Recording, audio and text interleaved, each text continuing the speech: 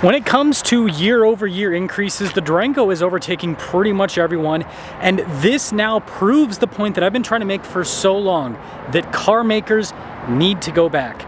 I'll include a link to the Doug Smith Dodge Ram's website in the description down below. They're providing us with this Durango. If you happen to be looking for a car, just ask for Brad as always. Let's get right into it.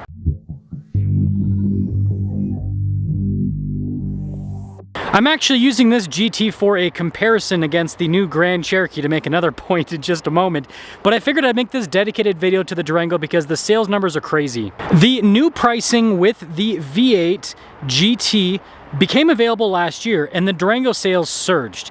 They sold over 80,000 units last year, which was almost a 40% increase. So far this year in the first quarter of 2026, Dodge has sold over 20,000 Durangos, which is a 50% increase from last year that was already a good year. So the Durango is quite literally having a generational run right now. I remember selling these brand new when I worked at the Dodge dealership, and it sold well, but it was not selling nearly as well as what it's doing today, where everyone is looking at it. Like, it's crazy to see the amount of people coming into Dodge dealerships and test driving Durangos that would have never considered it back in the day. Like, I feel like back in the day, the Durango kind of had stigma, and I don't know why that is, but it was just associated with as like a lower class vehicle. Like if you were a high class person, you'd get the Grand Cherokee, but if you're a low class person, you get the Durango, which I always thought was silly. But that's completely gone because I've been talking to a bunch of people, and people from all sorts of walks of life are now looking into the Durango because of this value proposition. So this Durango that I have here today is a GT blacktop Hemi all-wheel drive. Now this one does sticker for over $50,000, $51,910, which actually isn't bad in today's world. But here's the important thing. The base MSRP is $43,675. Now destination charge on it is $2,000. So really, this thing is almost $46,000 to start. And if you actually look at past Durango pricing, the RT in the mid 2010s, which the GT is now an RT. If you look at the engine, it has the 5.7 Hemi and everything else, it's an RT.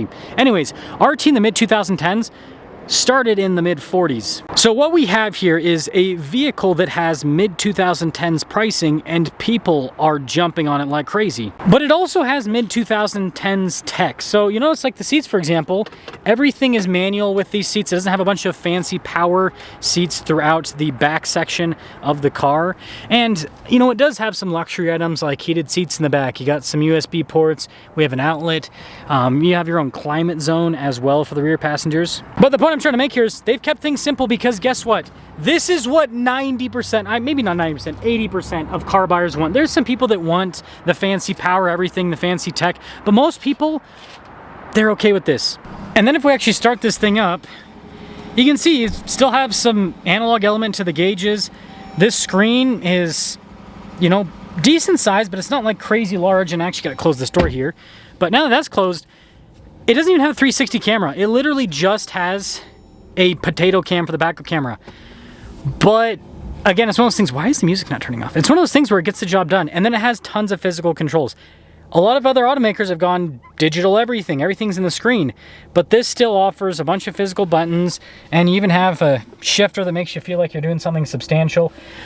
And now I also want to talk about capabilities, because this thing can tow. Payload on the Durango is 1,200 pounds. You have to remember, this is the same size as a Ford Explorer, you know, Toyota Highlander, and it can tow over 7,000 pounds, 7,400 pounds. So to recap so far, we have an SUV that can tow over 7,000 pounds. It's got solid payload, 3 rows of seating, a naturally aspirated V8, doesn't have a hybrid system or turbos or anything like that. Doesn't get the best fuel economy, but again, if you have to worry about your engine blowing up and you get better fuel economy, like, you know, there's trade-offs. You pair that with the mid-2010s pricing, and it's no wonder why people are buying this in droves, and while they will continue to buy this. I think the Durango is going to not only sell more than the 80,000 units it sold last year, I bet it's going to sell well over 100,000 units, especially when the RTs arrive. That is correct. This is only a GT, and the RTs have the 392, and I haven't seen a single one of those arrive at a dealership yet. I've seen these, the V6s, and the Hellcats, but no RT.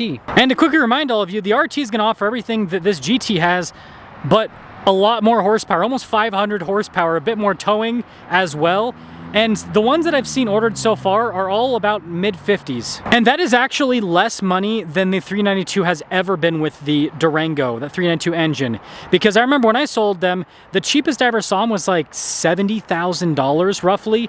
They were never in the 50s. Now obviously gas prices are currently pretty high, but I don't think that's going to push people away because it's such a good value that people are going to go, well, you know, I'm going to pay more in gas right now, but then gas prices will eventually come down and I'll have my 392 for dirt cheap in today's world. Now I want to conclude with my big statement for this video now that I've probably sold a lot of you on the Durango if you haven't already bought one of these, if you haven't already been one of the 80,000 people last year or 20,000 people so far this year.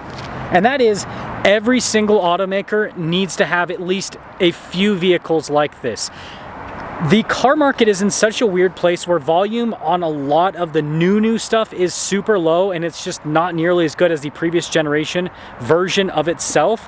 Whereas automakers that still have older stuff like this that are pricing it reasonably, they're selling these cars, they're selling them like hotcakes. I mean, another good example that is not an SUV is the Toyota Corolla. That thing is pretty old school with a lot of the stuff that it has in its segment, and Toyota sells a bunch of those Corollas. It's hard for me to get a hold of one for filming because they sell so quickly. My personal hope with this whole situation is that this is a wake-up call for a lot of the automakers to de-tech their cars, right? People do not want all of the technology. I think that people definitely want some of the technology. So, you know, like a good Bluetooth system so that they can take calls in the car, listen to their music. And, you know, pretty much everyone wants Apple CarPlay and Android Auto. So that's another thing that is kind of a techier feature.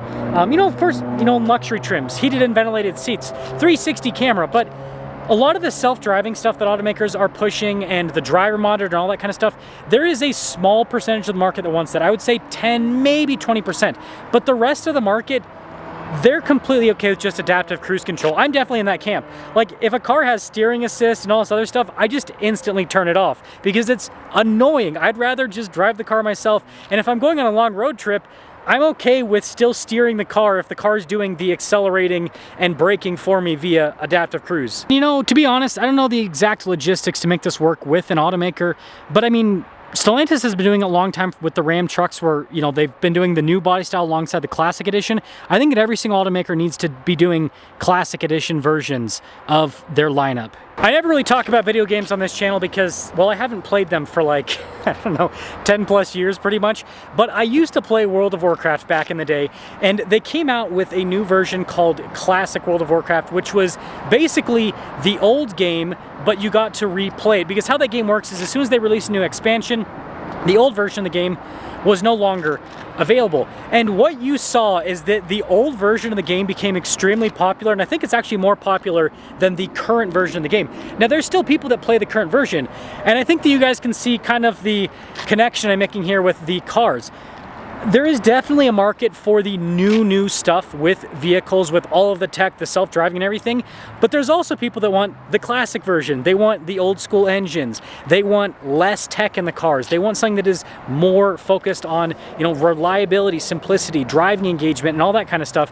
And I just don't ever see that going away. Again, with World of Warcraft, because I have friends that still play the game, they tell me that Classic is pretty much as big as it's ever been. Like, it's not getting any smaller. People are still going back and playing the original version, whereas the new version is, you know, sometimes it's good, sometimes it's bad. And I think that's kind of what it's become like with cars. So there's my Durango manifesto. If automakers start to make classic vehicles, right, in today's world, it's crazy that 2010s cars are classic now, but that's the world we live in.